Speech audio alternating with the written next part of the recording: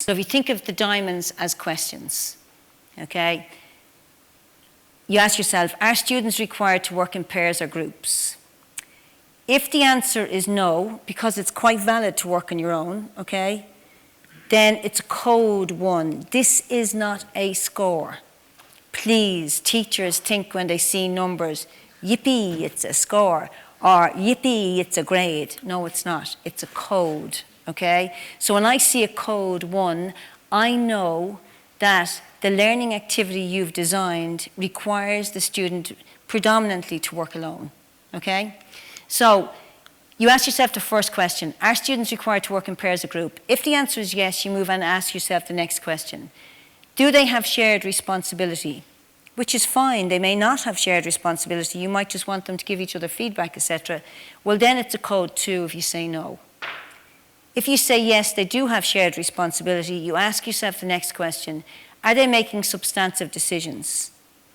If not, you say no and it's a code 3. So if I see a code 3, I know students are working in groups, they've shared responsibilities, but they do not make the substantive decisions.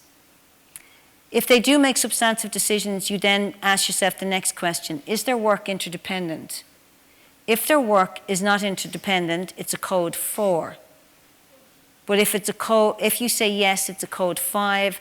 I know when I see a code 5 on a learning activity, it means students are working in pairs or groups, they've shared responsibility, they're making substantive decisions, and their work is interdependent, okay?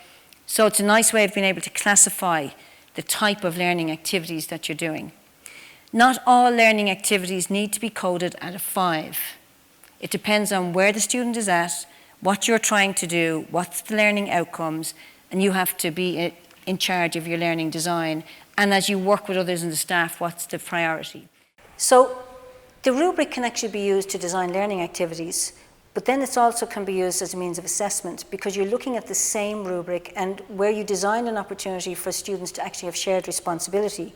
Now when you stand back and you're looking at their work, you're now asking the question, where is the evidence to demonstrate that they actually had shared responsibility? Then you look at and see if you actually designed a learning activity where they were supposed to make substantive decisions together. Where's the evidence for that? What decisions did they make? And how can they demonstrate that they made a substantive decision?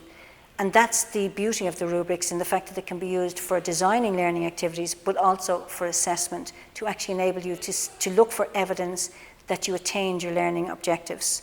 And then using that as a means of assessment, it's a cycle. You then look at it and frame your next learning activity based again on the same rubric. So in essence, your rubric becomes an object to think with for learning design and assessment. I think when you're designing, what you think is collaborative, when you actually work through the whole rubric, you realise actually no, that, you know, when you really drill down on it, it isn't that as collaborative as you thought it was going to be. It ends up that the students are actually working individually rather than being independent of each other. And so that's what's interesting. So when you're designing that, like when you have this rubric, it really challenges you because you're saying, okay, they are now interdependent of each other. It's not just like step by step by step. And so that's what helps, is having that sort of structure to work within.